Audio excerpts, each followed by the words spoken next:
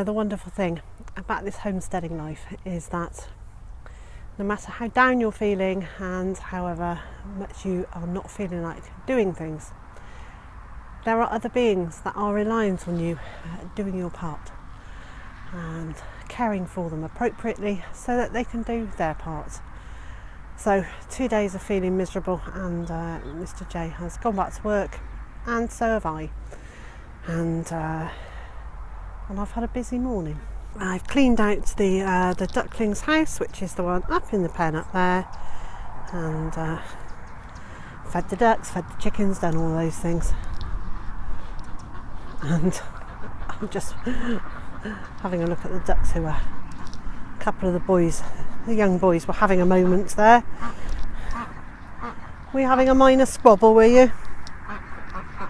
Were you?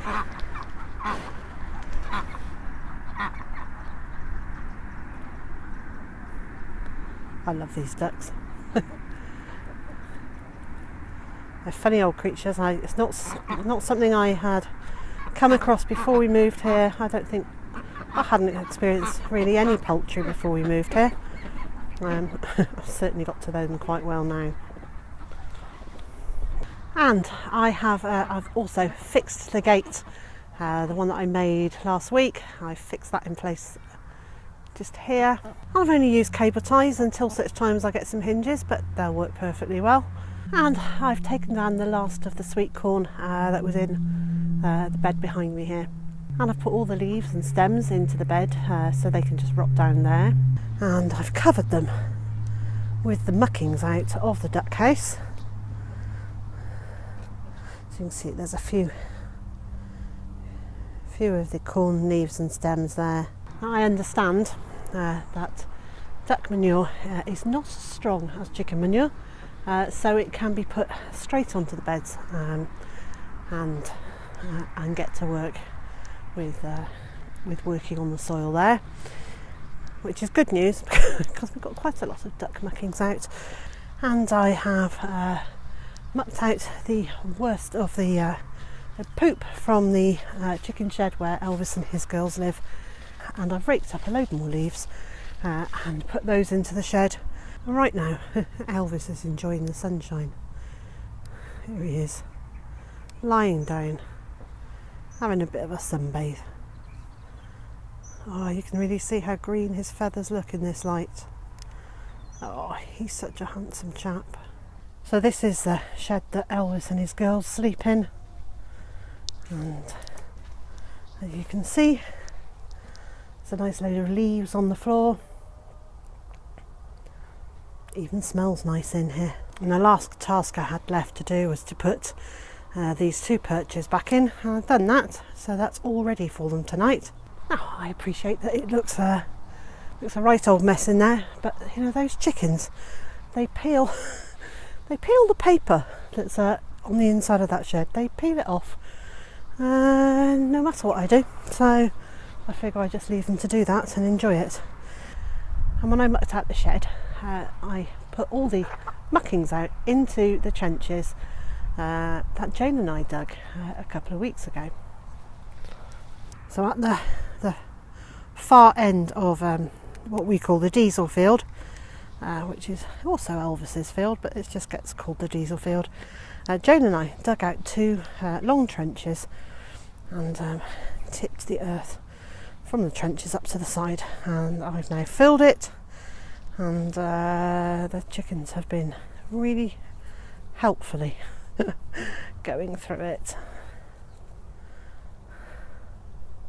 Anyway, the next thing I did was to take the soil that came out of the trenches and take it from here, put it back onto this side, so that the muckings out from the chicken shed can sit there over the winter and rot down nicely, except for that bit which they're loving very much. And I will continue to cover this over as the day goes on. In other news, I dispatched a Jersey Giant this morning for the table, which was a which was planned. And interestingly, I dispatched her sister, I don't know, 2 or 3 weeks ago. And to my surprise, her sister had no signs of any reproductive organs, which is obviously why we've never noticed her laying an egg. So I did wonder if this sister would be the same. And sure enough, no signs of any reproductive organs. So 2 barren girls that we bought in, and they arrived here. Hello Elvis, can I come past, darling? Thank you. There's a good boy. Yes, we bought the girls in, and they arrived on November the 18th last year. So we've had them 364 days, and not one egg between them. And if they've got no reproductive organs, well then that would explain it. So these are going to be some of the most expensive chicken meals we've ever eaten. If we've kept a chicken for a year and paid for her food, that's somewhere between £26 and £39 it's cost us to feed these chickens for a year. So she had better taste. Absolutely wonderful. I did video it as I processed her, because I wasn't sure whether she'd be the same. I thought it might be interesting to see if she was. Now, if you want to see that I will put up a separate video with that in it, and it will be marked not necessarily appropriate for all viewers, because you may not want young children to watch me processing a chicken. So I've come inside to get a drink, and also just to let you know that today is the anniversary of us exchanging contracts to buy our house, and 2 years since we exchanged contracts, and on where are we? On Sunday it will be 2 years since we got the keys. It all feels like we've been here forever, and feels like we've been here for 5 minutes. I'm sure you know that feeling where it feels like a long time, but it's really, also feels like a short time. But I have, and I think I mentioned it in yesterday's vlog, but I have written a blog post, just doing an annual review of a very wide, broad overview of what we've achieved here this year.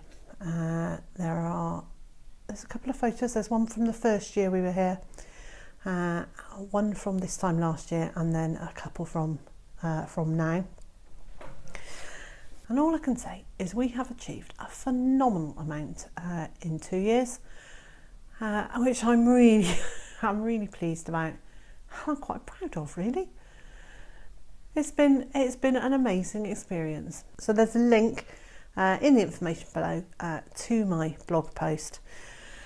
Do please, if you're interested to see just how much we've achieved this year, or in the last 2 years, pop over and have a little look at that. And so, wherever you are in the world, and whatever you've got planned for today, I hope it's something good. I hope it's something memorable, and I also hope you can join me again tomorrow.